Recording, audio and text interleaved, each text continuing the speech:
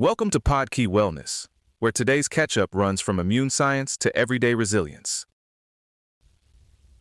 A lot of this episode comes down to one idea. The body is always making judgment calls. Which cells belong, when to attack, when to rest, how stress lands, and how habits quietly shape what we can do over time. One of the more vivid ways to think about immunity came from an old wartime analogy. Identifying self versus non-self is a little like recognizing submarine engines by sound. When the catalog is manageable, pattern matching works pretty well. But with aging, molecular diversity piles up, the reference book gets enormous, and the distinctions get fuzzier. That matters because our cells are constantly changing. Reported somatic mutation rates in skin are huge, on the order of 10,000 to 30,000 mutations per cell per day, which means older bodies become mosaics of slightly different cells. So the immune system isn't sorting neat piles of normal and abnormal. It's trying to detect dangerous differences inside a crowd of legitimate variation, which helps explain both declining immune precision and rising cancer risk with age. T cells fit this picture nicely because they don't behave like simple switches. They act more like distributed sensors, reading peptide concentrations and deciding whether the signal clears an activation threshold. And those thresholds can be tuned. Some immunotherapy ideas are really about changing the sensitivity setting, which is a more useful way to picture immunity than a strict on-off model. If T cells are the sensors, the thymus is the training academy. Classic mouse work showed that removing the thymus early led to severe bacterial infections and sometimes tumors, which made its importance painfully clear. In humans, though, the thymus shrinks after early childhood, and output of brand new T cells drops sharply. That's one reason researchers are interested in thymic rejuvenation and peptide-based approaches that might restore some of that capacity in older adults. There is a practical line here between what's established and what's still theoretical. Cord blood banking is real and already useful in certain bone marrow failures. Banking thymic tissue, or thawing out a spare thymus for later life immune rebooting is still speculative. There isn't clinical evidence or a proven transplant playbook for that yet. Another helpful shift is to stop thinking of the immune system as one evenly distributed mist floating through the body. A lot of immune surveillance is spatial. Some cells circulate widely, but others stay resident in places like the skin, gut, liver, and heart, where they build local immune climates tuned to that organ's needs. That local tuning is why the body can tolerate friendly microbes in one place and react fast to threats in another. It's also why transplants and tissue replacement depend so much on the niche. Even if pancreatic tissue can function under a kidney capsule, it still needs the right blood supply, growth signals, and an immune environment willing to host it. Sleep folds into this too.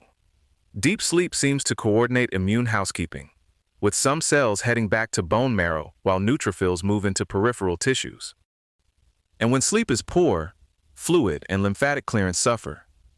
Under-eye bags are the cosmetic version, but the bigger issue is that infection risk goes up because the cleanup and redistribution work is off schedule. The brain and immune system are in much tighter conversation than most of us were taught. In animal work, reactivating a contextual or emotional memory can reproduce the same peripheral immune profile that showed up during the original experience. That suggests the body can, in a sense, remember an immune state.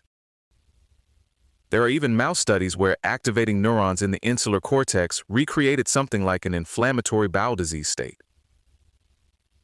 Higher-order circuits can influence peripheral inflammation in a very real way. In people, the effects are usually described more modestly, but they're still meaningful. Acute stress can briefly boost some immune measures, while chronic stress and cortisol tend to suppress them. Meditation can shift immune markers too. That doesn't mean thoughts magically override biology. It means mind-based interventions have physiological effects, and that's worth taking seriously. The same logic shows up in performance. Repeated, sensory-rich mental rehearsal can prime the body for complex motor sequences, which makes the immune memory connection feel a little less mystical and a little more like nervous system programming. On vaccine scheduling, the key point wasn't anti-vaccine skepticism. It was a call for better evidence about timing and spacing. A lot of parents ask whether the standard clustered childhood schedule is the best possible one. And historically, most vaccine trials were not built to compare alternative spacing strategies head-to-head. So the argument here is for transparent, controlled, iterative experiments that can move us past anecdotes and into stronger data on efficacy, safety, and combined dose effects. That same experimental mindset matters in crises. Early pandemic decisions around masking and distancing had to be made with limited epidemiological data, and the lesson isn't that uncertainty means paralysis. It's that under uncertainty, we need clearer experiments, more transparency, and a willingness to update guidance as evidence improves. Some of the hardest problems in immunology are really reminders that biology hates one-size-fits-all solutions. CAR-T therapy has produced spectacular results in some blood cancers, but it keeps struggling in most solid tumors. The main issues are poor tumor infiltration and rapid T-cell exhaustion once those cells get into hostile tumor territory. That's why simply making the cells more potent probably won't be enough. The likely path forward is combination strategies that also reshape the tumor microenvironment. Autoimmune disease tells a similar story from another angle. Conditions we lump under one name often contain very different immune archetypes, like eosinophil heavy versus neutrophil heavy asthma, or distinct psoriasis and IBD endotypes. That heterogeneity helps explain why the same treatment can help one person and do very little for another. It also raises the possibility of evolutionary trade-offs, where some hyperreactive immune traits may have offered better infection resistance in certain settings. And this is where AI needs some humility. Machine learning is great at finding patterns inside existing biological data, but it can't reliably predict genuinely novel mechanisms outside the corpus it learned from.